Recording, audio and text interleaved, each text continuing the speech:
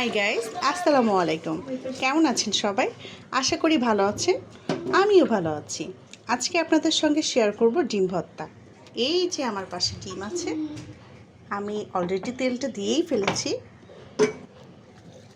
প্রথমে আমি শুকনো মরিচটা ভেজে নিচ্ছি।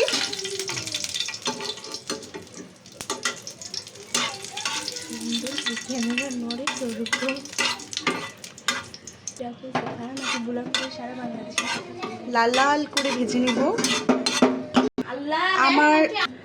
আমার অলরেডি শেষ হয়ে গেছে মরিচ ভাজিটা। এরপরে হচ্ছে আমি দিব পেঁয়াজ। এরপরে আমি পেঁয়াজটা দিয়ে দিচ্ছি।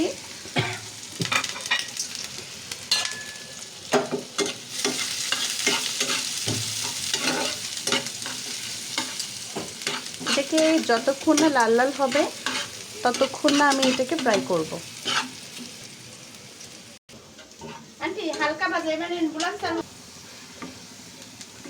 অলমোস্ট শেষ আমার।